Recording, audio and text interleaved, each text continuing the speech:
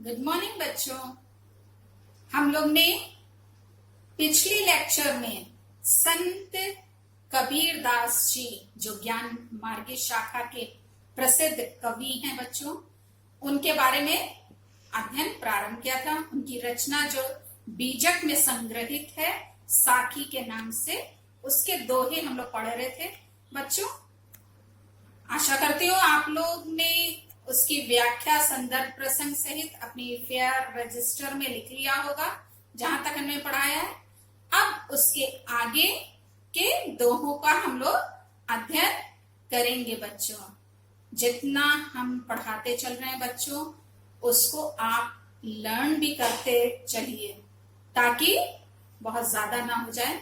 बच्चों, हमने आप लोगों को हिंदी गद्य साहित्य के इतिहास से संबंधित कुछ क्वेश्चंस भेजे हैं, उसको आप फेयर कॉपी में लिख लिए होंगे और उसे आप याद भी करते रहिए, क्योंकि इसी महीने के एंड में आप लोगों का यूनिट टेस्ट होना है।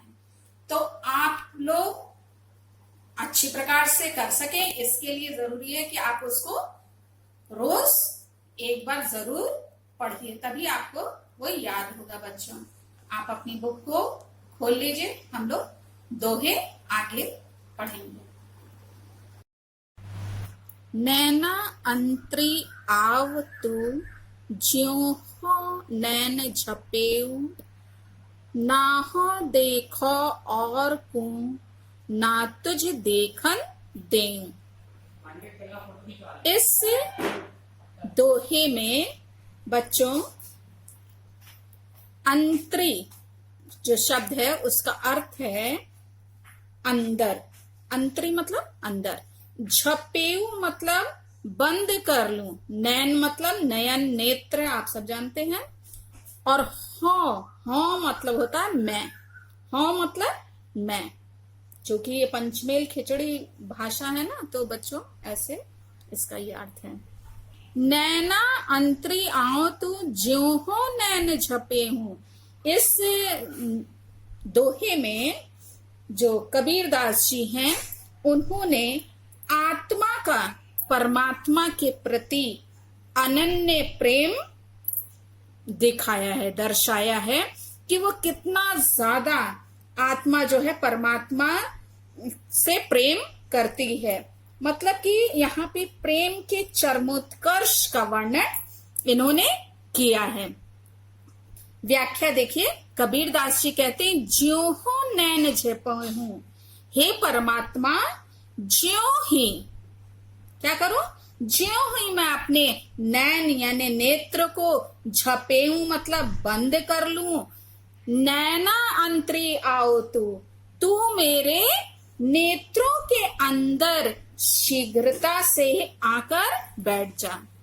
क्या करते हैं, जैसे आप पलक को झपकाते हैं ना, तो जैसे आंख खुली और जैसे ही खुली वैसे ही परमात्मा क्या हो जाए, अंदर आ जाए और तुरंत वो क्या करें, अपने नेत्रों को झपका लें, बंद कर लें। तो वो कह रहे जैसे ही मैं अपने नेत्रों को बंद करूं तो मेरे नेत्रों के अंदर शीघ्रता से आकर बैठ जा।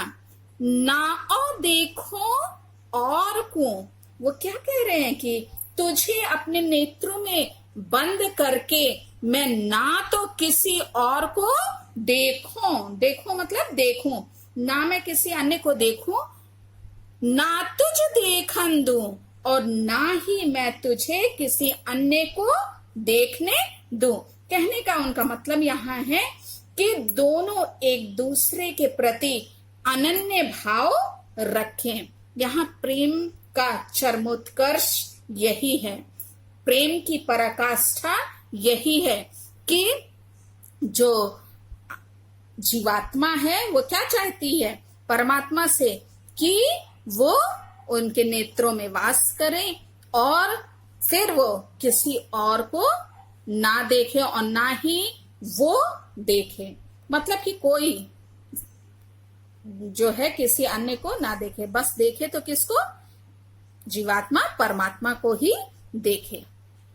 इसमें बच्चों काव्यगत सौंदर्य में आप लिखेंगे कि भाषा पंचमेल खिचड़ी है, शैली प्रतीकात्मक है, अलंकार जो है अनुप्रास अलंकार का प्रयोग हुआ है, क्योंकि यहाँ क्या है, वर्ण की आवृत्ति आपको दिखाई दे रही है। और रस जो है भक्ति से पुष्ट श्रृंगार रस है, और छंद जो है दोहा है। नेक्स्ट देखिए, कबीर हरि रस यों पिया, बाकी रही न था की, पाका कलश कुम्हार का, बहुरी न चढ़ई चाकी। आप सब जानते हैं चाकी, वो चाक जिसपे कुम्हार जो है मिट्टी के बर्तन को बनाता है। यहाँ पे हरि रस यानी ईश्वर भक्ति का रस, और थाकी मतलब होता है प्यास या तृष्णा, और चाकी मतलब कुम्हार का चाक, जो हमने पहले बता दिया।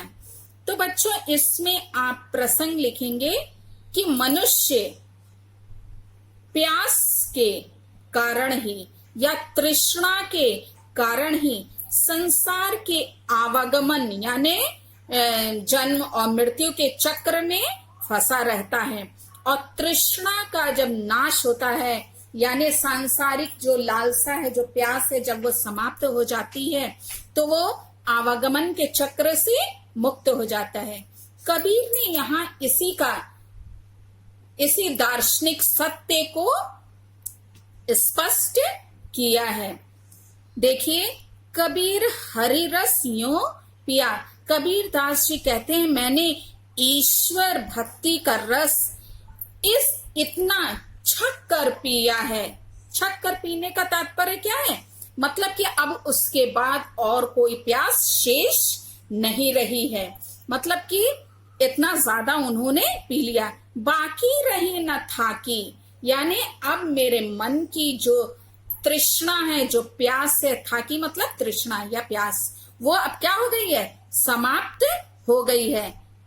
और किस प्रकार समाप्त हो गई है, जिस प्रकार कुम्हार का पाका कलश मतलब होता है घड़ा, तो कुम्हार का घड़ा जब क्या हो जाता, पाका मतलब पक जाता है, तो उसे बहुरी न चढ़ई चाकी, फिर उसको चाक पर चढ़ाने की आवश्यकता नहीं होती है। आप सब देखे होंगे टीवी में भी और ऐसे भी देखे होंगे कि कुम्हार जो है मिट्टी को सान करके चाक पे वो गोल गोल नचाता है चाक को, और फिर इसका कलश का निर्माण करता है या ढेर सारे मिट्टी के बर्तन को बनाता है, फिर उसको आवा में पकाता है, और जब वो पक जाता है तो उसको पुनः क्या करता है, उसको सुखा करके जब वो पकाता है तो उसको फिर से उसको चाक पर चढ़ाने की आवश्यकता नहीं होती है।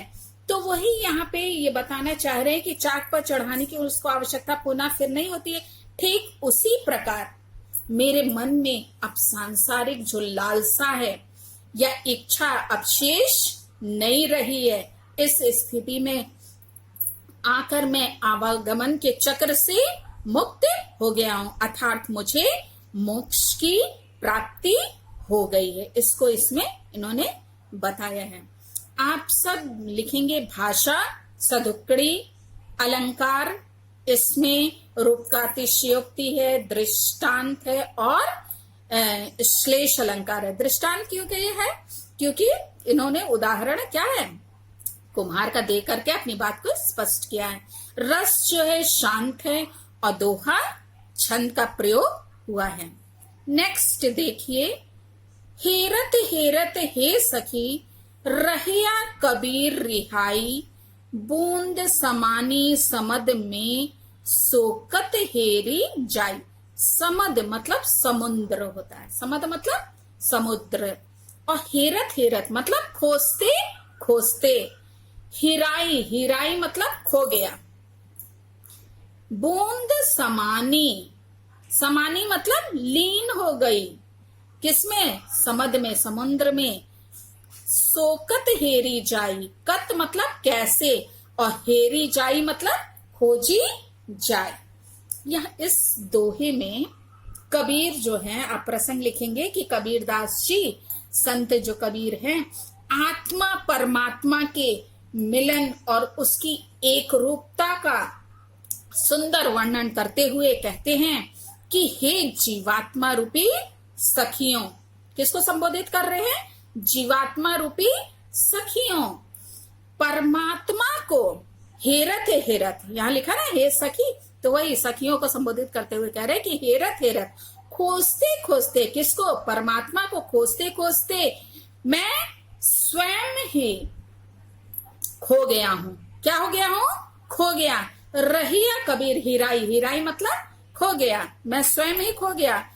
और किस प्रकार खो गया? जिस प्रकार से यहाँ उदाहरण के द्वारा ये स्पष्ट कर रहे हैं कबीरदास जी, जिस प्रकार से बूंद जो है वो समुद्र में समा जाती है। जल की एक बूंद हो और वो क्या, उसको फिर समुद्र में डाल दो तो कोई खोज सकता है उसको? नहीं खोज सकता है। तो जिस प्रकार से बूंद समुद्र में समा जाती है, उसे किस प्रकार खोजा जा सकता है? भाव यह है कि जिस प्रकार समुद्र में मिलकर जो बूंद है अपना अस्तित्व जो है वो समाप्त कर देती है, उसी प्रकार जो जीवात्मा है जब परमात्मा में लीन हो जाती है, सोकत हेरी जाए, तो उसको फिर किस प्रकार से खोजा जा सकता है? अर्थात उसको फिर खोजा नहीं जा सकता। मतलब कि उसकी जो पृथक सत्ता है जो जीवात्मा की, वो क्या हो जाती है? समाप्त हो जाती है। एक बार फिर से आप लोगों को इसका बता दे रहे हैं क्योंकि बड़ा इंपॉर्टेंट है। सुनिए, इसमें इन्होंने समझाने का प्रयास किया है कि हे जीवात्मा रूपी सखियों, परमात्मा को हेरत हेरत यानी खोजते खोजते मैं स्वयं ही क्या हो गया? कबीरदास जी क्या कह रहे हैं? हिराई। हाँ, रहिया कबीर हिराई, यानी मैं ही खो गया। अर्थात परमात्मा का ध्यान करते करते मेरा पृथक अस्तित्व जो था वो क्या हो गया? समाप्त हो गया और मैं परमात्मा में ही लीन हो गया।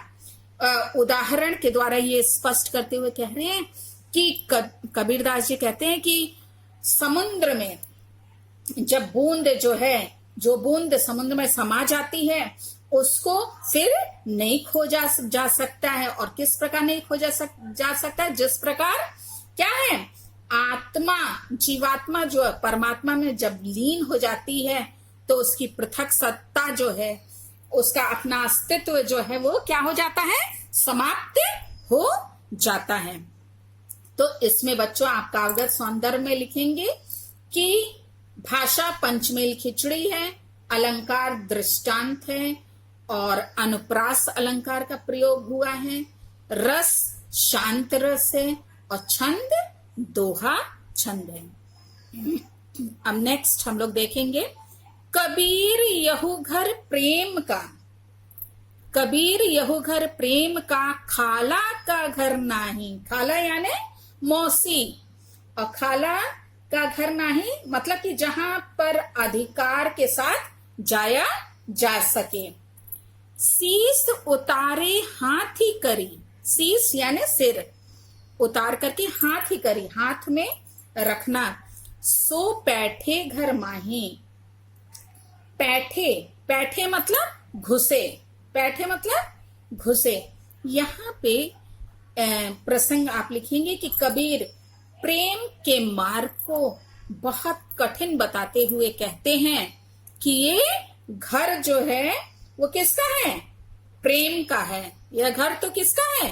प्रेम का घर है, खाला का घर नहीं। यहाँ यह मौसी का घर नहीं है कि जहां सरलता से प्रवेश पाया जा सके। शीश उतारे हाथ करी, ये आगे कह रहे हैं कि साधना के मार्ग में, इस प्रेम रूपी मार्ग पर जाने के लिए, साधना के इस प्रेम रूपी मार्ग पर जाने के लिए व्यक्ति को सिर कटा करके, सिर उतार करके मतलब सिर कटा कर हाथ ही करे यानी हथेली पर रखना पड़ता है। सो पैठे घर माही, तब कहीं उसमें क्या है? पैठे मतलब घुसा जा सकता है या उसमें प्रवेश का अधिकार मिल पाता है। भाव यह है कि जब साधक अपने अहंकार को पूरी तरह से मिटा देता है, तभी वह ईश्वर के प्रेम को प्राप्त कर सकता है। ऐसे वह ईश्वर के प्रेम को प्राप्त करना क्या है, अत्यधिक कठिन है। इसमें बच्चों भाषा आप लिखेंगे पंचमेल खिचड़ी, और रस शांत लिखेंगे, छंद दोहा, और अलंकार है बच्चों व्यतिरेक। क्या है, व्यतिरेक। अब लास्ट हम लोग दोहे को पढ़ेंगे। ये आपने छोटी क्लास में भी पढ़ा है। जब मैं था तब हरि नहीं, अब हरि है मैं नाही, सब अंधियारा मिटी गया, जब दीपक देखा माही। बहुत सुंदर है दोहा। जब मैं था, मैं मतलब होता है अहंकार, मैं मतलब अहम भाव या आपा। जब मैं था तब हरि नहीं, हरि अर्थात ईश्वर नहीं, अब हरि है मैं नहीं, अब ईश्वर है, किंतु मैं अर्थात अहंकार की भावना अब समाप्त हो गई। सब अंधियारा, अंधियारा से तात्पर्य है अज्ञान रूपी अंधकार। जब दीपक देखा माही, माही मतलब होता है अपने अंदर, माही मतलब अपने अंदर। जब दीपक देखा यानी प्रकाश को, ज्ञान रूपी दीपक को जब हमने देखा, कहा अपने अंदर, तो क्या हो गया, सारा अज्ञान रूपी अंधकार मिट गया। उसको इसमें बताया गया। तो आप प्रसंग में बच्चों लिखेंगे कि प्रस्तुत साखी में अहंकार के दुष्परिणाम पर प्रकाश डालते हुए कबीरदास जी कहते हैं कि जब तक मुझ में अहंकार था, क्या था, जब तक मुझ में अहंकार की भावना थी, तब तक मुझे परमात्मा, हरि अर्थात परमात्मा या ईश्वर की प्राप्ति नहीं हुई थी। अब हरि है, अब क्या है, अहंकार के समाप्त होने पर अब मुझे परमात्मा की, ईश्वर की प्राप्ति हो गई है। अब क्या है, अहंकार मुझ में नहीं है, उसके समाप्त हो जाने पर क्या है, अब मुझे परमात्मा की प्राप्ति हो गई है। सब अंधियारा मिट गया, जब दीपक देखा माही। जब मैंने ज्ञान रूपी दीपक को जलता हुआ दीपक को प्रज्वलित किया या अपने अंदर ज्ञान को प्राप्त किया, जब मैंने ज्ञान रूपी दीपक प्रज्वलित किया तो मेरा क्या हो गया, अज्ञान रूपी जो अंधकार था वो क्या हो गया, मिट गया। वो मुझ में से क्या हो गया, समाप्त हो गया, वो अंधकार दूर हो गया। भाव यह है कि ज्ञान को प्राप्त करने के पश्चात मेरा अहम भाव जो था, यानी जो अहंकार की भावना थी, वो क्या हो गई, समाप्त हो गई। और अहंकार की भावना समाप्त होते ही मुझे परमात्मा के दर्शन हो गए, अर्थात ईश्वर की प्राप्ति हो गई। तो बच्चों, काव्यगत सौंदर्य में आप लिखिएगा कि भाषा सदुक्कड़ी है, अलंकार रूपकातिशयोक्ति है, रस शांत रस है, और छंद दोहा छंद है। इससे संबंधित बच्चों छोटे छोटे प्रश्न आपकी परीक्षा में पूछे जाते हैं, और इस कोई एक लाइन रेखांकित रहती है, उसके नीचे लाइन खींची रहती है, उसकी आपको व्याख्या संदर्भ प्रसंग सहित लिखनी होती है। तो इसकी जब आपको व्याख्या अच्छे से आ जाएगी तो कोई भी क्वेश्चन बनता है, छोटे छोटे प्रश्न बनते हैं, वो आप उसको आराम से लिख लेंगे। इसलिए आप इसकी व्याख्या को संदर्भ प्रसंग सहित अपनी फेयर कॉपी में जरूर से लिख लीजिएगा, ताकि परीक्षा में आपको कोई परेशानी ना हो।